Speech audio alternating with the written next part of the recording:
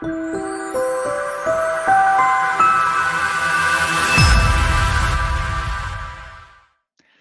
CEO and a CFO walk into a bar. The CFO orders a triple shot of whiskey and tells the CEO, "Did you know that this year we will spend €500,000 in training and coaching of software engineers?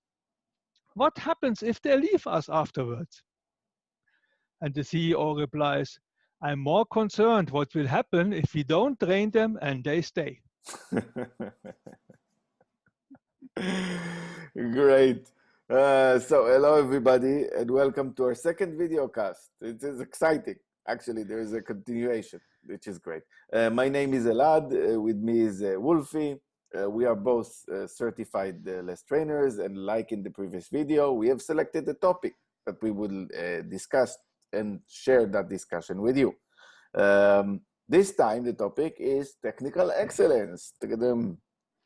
Wolfi, Yes. what is technical excellence? Okay, I see technical excellence as a set of engineering practices, like, for example, TDD, test-driven development, pair programming, mob programming, continuous delivery.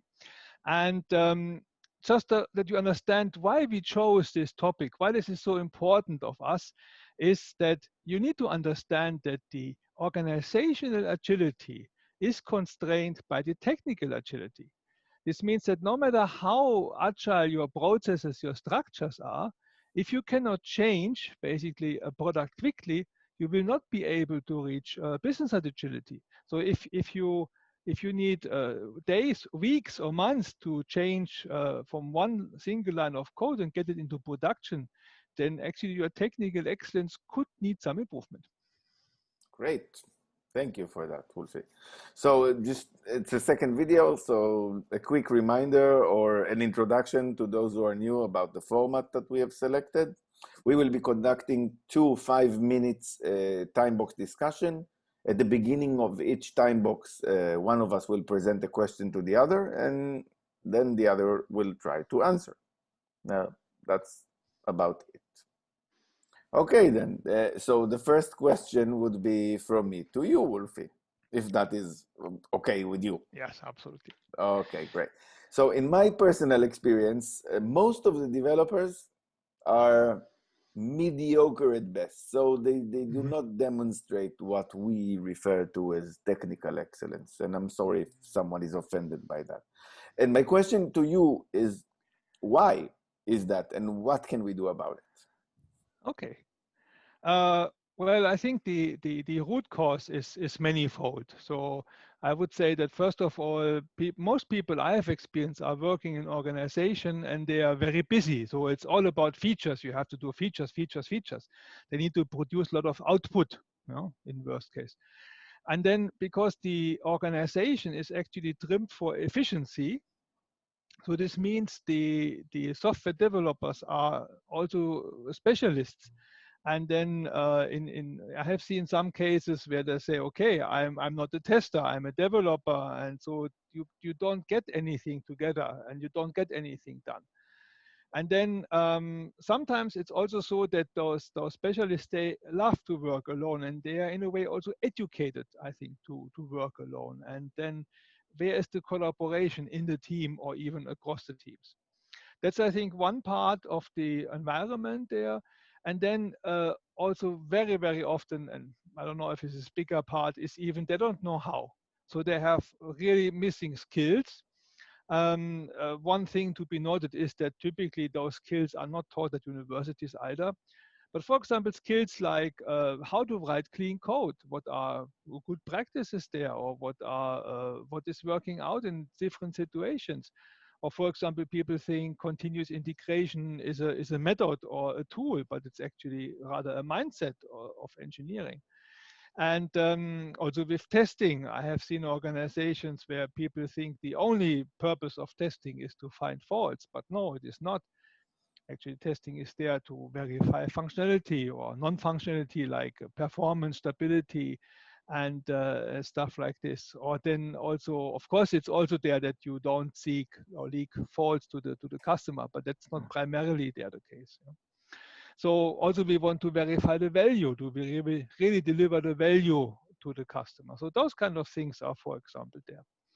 And I have personally really experienced that when I talk about test-driven development, then the people are really looking at me and say, okay, you are from outer space. You know, like how comes that you can make a test first before you write the code? That's not possible.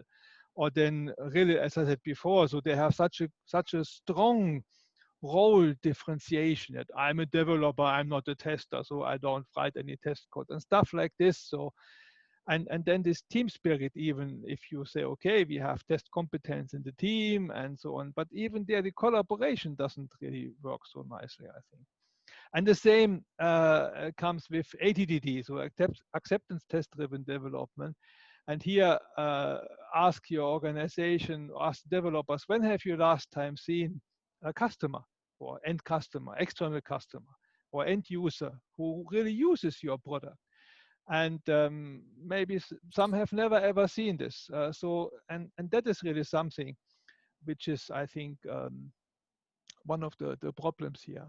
And and then in this sense, I like to advertise this concept of specification by example, which is also a kind of a way how to actually elaborate the requirements. That you say, okay, this is the requirement what the customer has, and together with the customer, I, for example, discuss and elaborate this, understand what you really mean by this requirement, by this thing, by this acceptance criteria there. And then basically I get better requirements, I can write a test, and then those tests, they can then actually verify the requirements. So this is a concept which is for most people simple, not known. Yeah.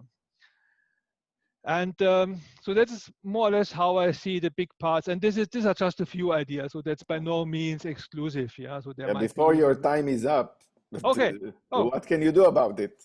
Oh, I have to speed up. Oh, okay. Yeah. So basically, start working. It's all about learning.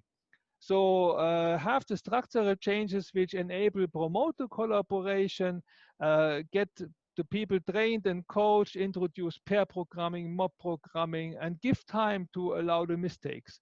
And also in this way, maybe honor team working agreements, because people do want in their heart to write better code. And those are, I think, the key things, what I would say. Okay, so you got a few seconds left, but how can you get the necessary buy-in to do all of those things? Because what you are asking for is an investment. Right? Yes. So how could you get that investment in 6 seconds? And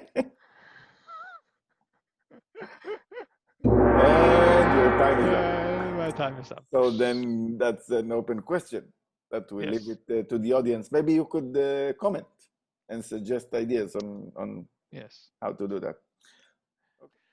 Okay, now I was talking about this stuff, but then Elad, how do you see this in a large organization with many teams? Who actually decides on which engineering practices to use and when? I mean, you have a business to run, so you cannot just stop and only improve engineering practices. So what do you think about that? Okay, so first of all, yes, I can. I can stop everything and work on my engineering practices. By the way, just as a side note, I think now we are in very interesting times when this has become a totally adequate option. If you read a little bit about stories from Toyota, for example, they have this unique example of a plant that was supposed to be shut down for 8 months. But instead of firing everybody, which is what probably 90% or 99% of the companies will do, they have actually decided to invest and invest this time. Instead of firing all of the people, send them for training and education and stuff like that. So first of all, I would say that the option that you invalidated is valid, and I think maybe we have an opportunity now. Still, there are more options. So I think that would still not be the popular option, to just stop everything and learn. So who decides? That was your question. So let me maybe suggest as many options as I will have time for. One option is to let the PO and the teams decide. So PO team representatives, have a conversation, discuss. This is what we offer call to as the definition of done, right? What we mentioned in the previous video that we talked about. So those could be covered in the definition of done. This is our agreement regarding the standards. Technical excellence definitely has a place in the definition of done and stuff like that. Still, this approach, it's really interesting to understand the size of the investment. Let's assume that we have a team that, or a teams or an organization that has no even automatic build and test platform. Let's not even talk about continuous integration. So it's a legacy product, 10 years old, no test, no automatic build. It's all done manually. In that case, I would say the investment is probably pretty big. And I would treat it as any other backlog item. I would say we have something that needs to go into the backlog.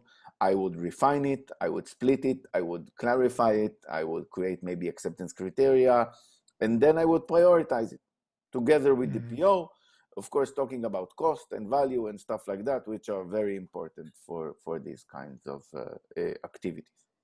So for smaller, so this is one option, right? So for smaller investments, like we want to cover this, I don't know, legacy class has no unit tests around it and it changes frequently, and we would like to add unit testing coverage.